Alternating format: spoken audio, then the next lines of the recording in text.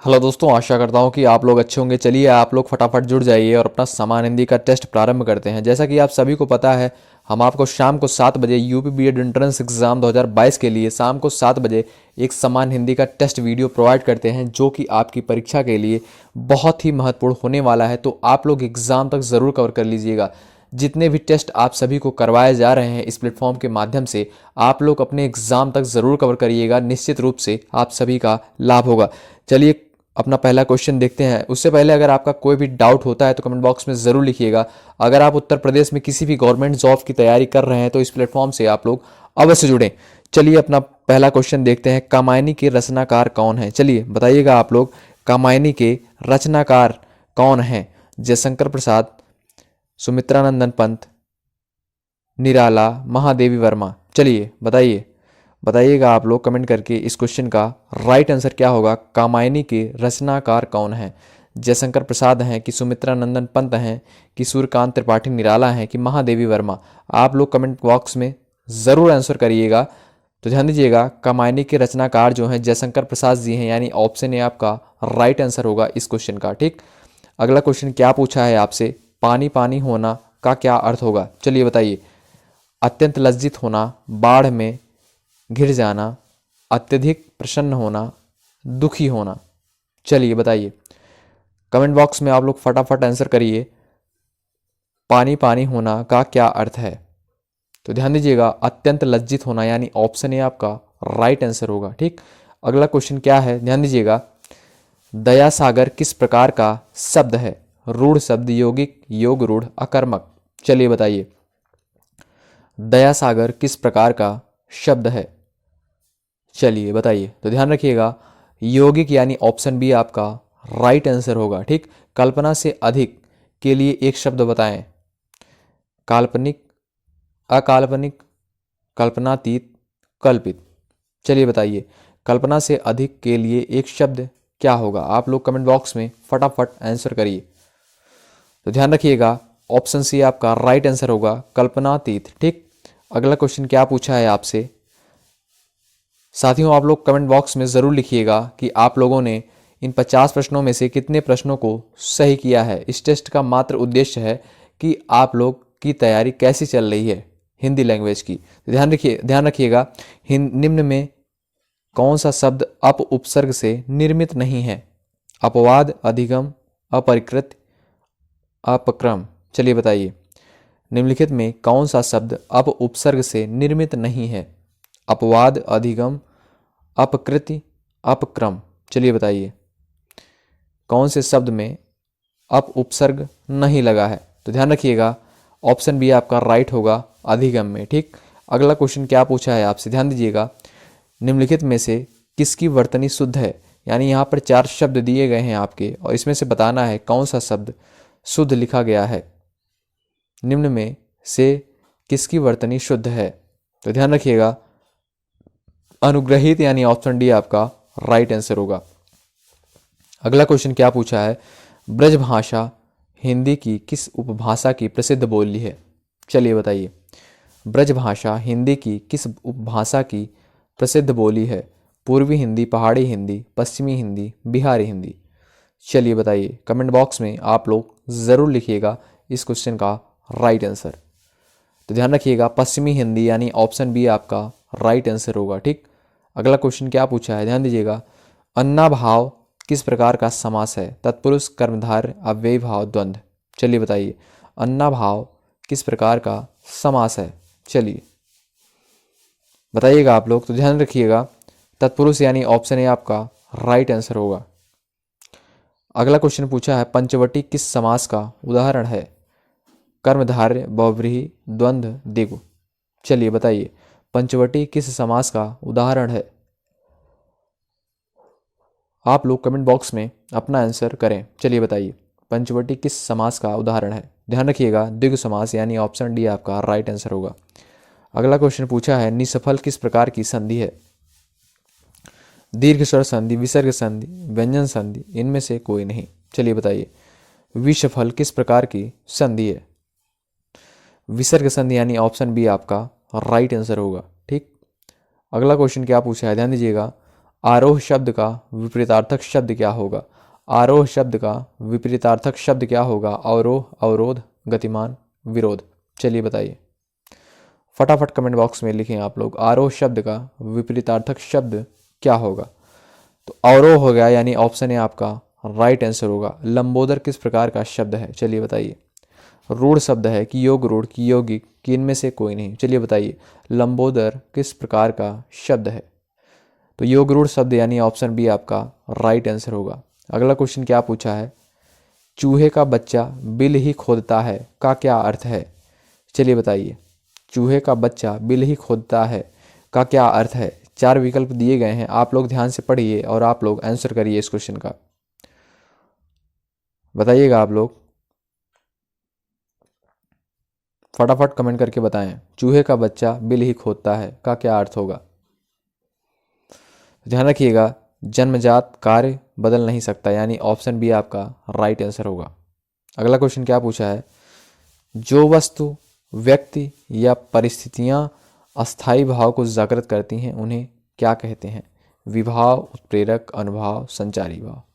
जो वस्तु, व्यक्ति या परिस्थितियां अस्थायी भाव को जागृत करती हैं उन्हें क्या कहते हैं? चलिए बताइए, फटाफट बताएं आप लोग। तो ध्यान रखिएगा, विभाव यानी ऑप्शन ए आपका राइट आंसर होगा। अगला क्वेश्चन पूछा है, धर्माधर्म में समास बताइए। द्वंद्व, तत्पुरुष, द्विगु, कर्मधारय। चलिए बताइए, धर्माधर्म में समास बताएं। द्वंद्व, तत्पुरुष, द्विगु, कर्मधारय। तो ध्यान रखिएगा, द्वंद्व समास यानी ऑप्शन ए आपका राइट आंसर होगा। अगला क्वेश्चन क्या पूछा है?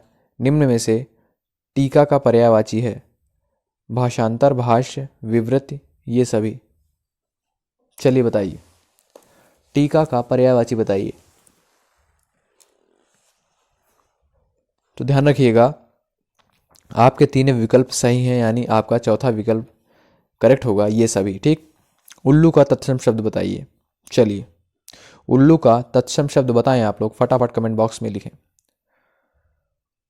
चलिए बताइए, उल्लू, उलूल, उलूक, उलक। चलिए कमेंट बॉक्स में लिखें आप लोग। तो ध्यान रखिएगा, उल्लूक यानी ऑप्शन सी आपका राइट आंसर होगा। अगला क्वेश्चन क्या पूछा है? निम्नलिखित में से कौन सी पूर्वी हिंदी की बोली नहीं है? अवधी, मालवी, बघेली, छत्तीसगढ़ी। बताएं आप लोग, कमेंट बॉक्स में लिखें। तो ध्यान दीजिएगा, मालवी यानी ऑप्शन सी आपका राइट आंसर होगा। अगला क्वेश्चन क्या पूछा है? निम्न में कौन सा बादल का पर्यायवाची है? अम्बुद, जीमूत, बलाहक, ये सभी। चलिए, निम्न में कौन सा बादल का पर्यायवाची है? अम्बुद, जीमूत, बलाहक, ये सभी। कमेंट बॉक्स में लिखें आप लोग, बताएं।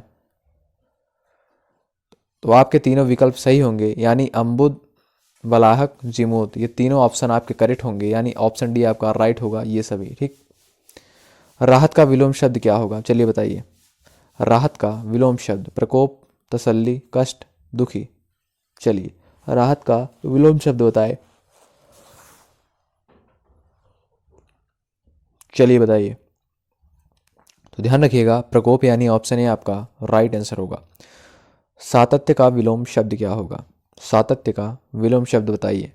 असत्य, तारतम्य, असातत्य, सत्य की चिरंतरता। चलिए बताइए, सातत्य का विलोम क्या होगा? असत्य, तारतम्य, असातत्य, सत्य की चिरंतनता। चलिए बताएं आप लोग, फटाफट कमेंट बॉक्स में लिखें। तो ध्यान रखिएगा, असातत्य होगा, यानी ऑप्शन बी आपका राइट आंसर होगा। अगला क्वेश्चन क्या पूछा है? ध्यान दीजिएगा, मछली का तत्सम शब्द बताइए। मीन, मत्स्य, मीनाक्षी, मीनेक्ष। चलिए बताइए, मछली का तत्सम शब्द बताइए आप लोग। तो मत्स्य यानी ऑप्शन बी आपका राइट आंसर होगा। अगला क्वेश्चन क्या पूछा है? प्रतिहिंसा में कौन सा उपसर्ग प्रयुक्त हुआ है? प्रतिहिंसा में कौन सा उपसर्ग प्रयुक्त हुआ है? परि, प्रति, परा, वि। चलिए बताइए, प्रतिहिंसा में कौन सा उपसर्ग प्रयुक्त हुआ है? कमेंट बॉक्स में लिखें आप लोग। तो ध्यान रखिएगा, प्रति यानी ऑप्शन बी आपका राइट आंसर होगा। अगला क्वेश्चन पूछा है, विद्यार्थी किसका संधि विच्छेद है? तो ध्यान रखिएगा ऑप्शन बी आपका राइट आंसर होगा, विद्यार्थी का। ठीक। सन्मार्ग का समास विग्रह बताइए। सन्मार्ग का समास विग्रह, चलिए। तो ध्यान रखिएगा सत है जो मार्ग, यानी ऑप्शन बी आपका राइट होगा। अगला क्वेश्चन क्या पूछा है?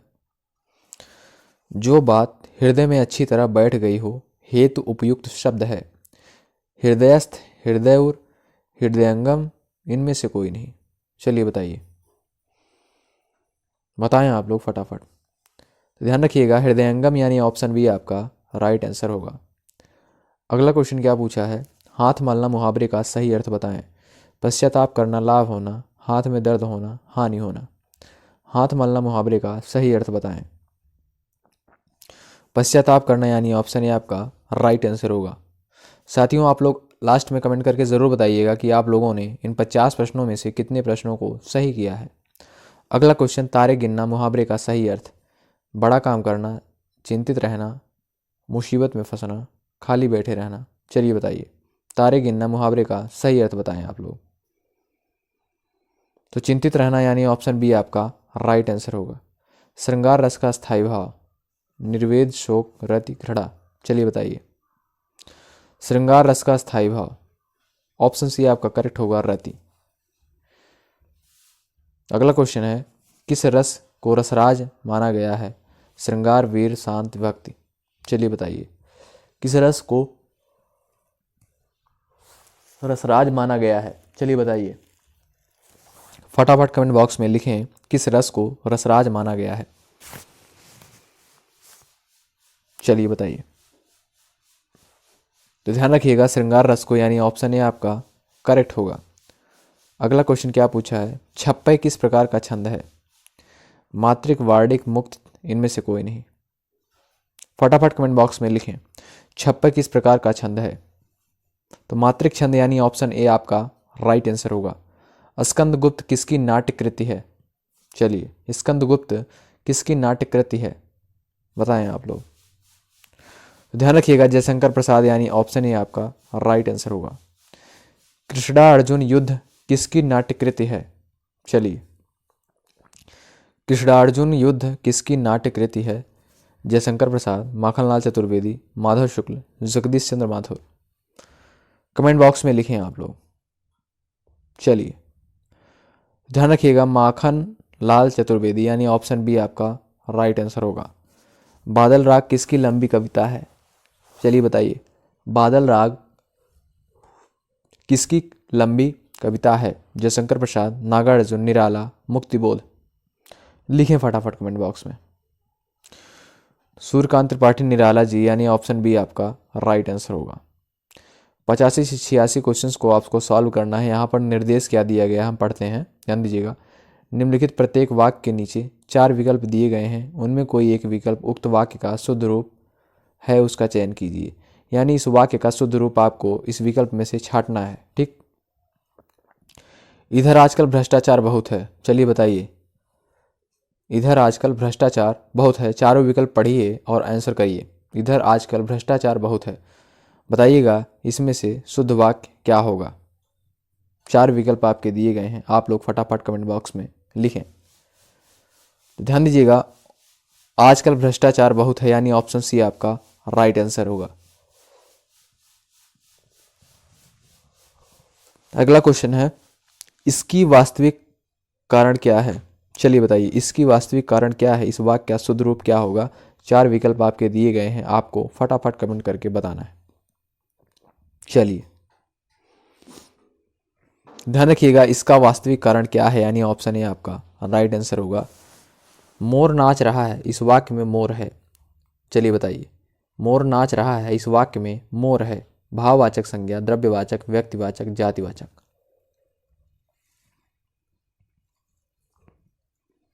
चलिए बताइए, फटाफट कमेंट करें। तो ध्यान रखिएगा ऑप्शन डी करेक्ट होगा, जातिवाचक संज्ञा। अगला क्वेश्चन क्या पूछा है, ध्यान दीजिएगा। निम्नलिखित शब्दों में कौन सा अशुद्ध शब्द है? चलिए बताइए, कौन सा शब्द अशुद्ध रूप में लिखा गया है? 4 विकल्प आपके दिए गए हैं, बताएं आप लोग। तो शताब्दी यानी ऑप्शन सी आपका राइट आंसर होगा। अगला क्वेश्चन क्या पूछा है, वह कैसा व्यक्ति है जो अभी तक आया नहीं, यह किस प्रकार का वाक्य है। वह कैसा व्यक्ति है जो अभी तक आया नहीं, यह किस प्रकार का वाक्य है। सरल मिश्र संयुक्त, चलिए बताइए। ध्यान रखिएगा मिश्र वाक्य यानी ऑप्शन बी आपका राइट होगा। अगला क्वेश्चन क्या पूछा है, व्याकरण के आचार्य के लिए एक शब्द क्या होगा। व्याकरणविद, वेदाचार्य, वैयाकरण, व्याकरणिक, चलिए बताइए। व्याकरण के आचार्य के लिए एक शब्द क्या होगा। तो ध्यान रखिएगा वैयाकरण यानी ऑप्शन सी आपका राइट आंसर होगा। अगला क्वेश्चन क्या पूछा है, कुंती के पुत्र के लिए एक शब्द, चलिए बताएं आप लोग। कुंती के पुत्र के लिए एक शब्द, कौनते यानी ऑप्शन सी आपका राइट होगा। अगला क्वेश्चन क्या है, निम्नलिखित में से कौन सा शब्द आई प्रत्यय से बना है। चलिए बताइए, कौन सा शब्द आई प्रत्यय से बना है। भलाई यानी ऑप्शन ए आपका राइट आंसर होगा। ठीक, अगला क्वेश्चन क्या है, ध्यान दीजिएगा। किस मुहावरे का अर्थ परेशान करना है। छक्के छुड़ाना, पानी पानी होना, लोहे के चने चबाना, आंखों का तारा होना। किस मुहावरे का अर्थ परेशान करना है, चलिए बताइए। बताएं फटाफट आप लोग कमेंट करके। तो छक्के छुड़ाना यानी ऑप्शन है आपका राइट आंसर होगा। अगला क्वेश्चन क्या पूछा है, ध्यान दीजिएगा।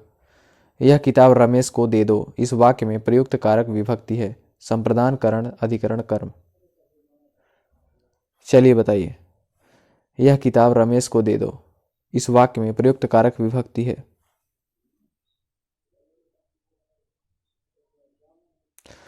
ध्यान दीजिएगा कर्म यानी ऑप्शन डी आपका राइट आंसर होगा। अगला क्वेश्चन क्या है, चंद्रमुख शब्द में प्रयुक्त समास, चलिए बताइए। चंद्रमुख शब्द में प्रयुक्त समास अव्ययी भाव, द्विगु, कर्मधारय, द्वंद्व। ध्यान रखिएगा कर्मधारय यानी ऑप्शन बी आपका राइट आंसर होगा। अगला क्वेश्चन है, आकर्षण का विपरीतार्थक शब्द। संकर्षण, विकर्षण, प्रकर्षण, अनाकर्षण। चलिए बताइए, आकर्षण का विपरीतार्थक शब्द क्या होगा। कमेंट बॉक्स में लिखें आप लोग।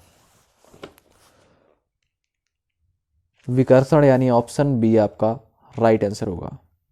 अगला क्वेश्चन, बहुत तेज वर्षा हो रही है, इसमें प्रविशेषण कौन सा शब्द है। चलिए बताइए। बहुत यानी ऑप्शन बी आपका राइट आंसर होगा। अगला क्वेश्चन क्या है, ध्यान दीजिएगा।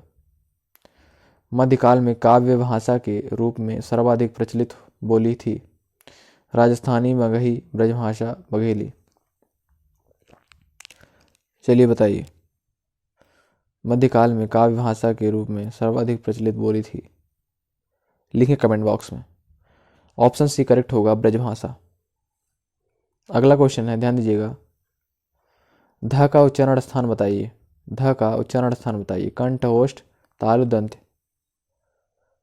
बताइए। तो ध्यान रखिएगा दंत यानी ऑप्शन डी आपका राइट होगा। कुछ लड़कियां आ रही हैं, इस वाक्य में कौन सा विशेषण है। कुछ लड़कियां आ रही हैं, इस वाक्य में कौन सा विशेषण है।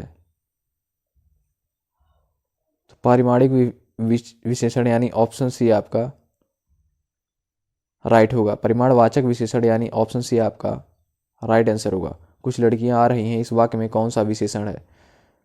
परिमाणवाचक विशेषण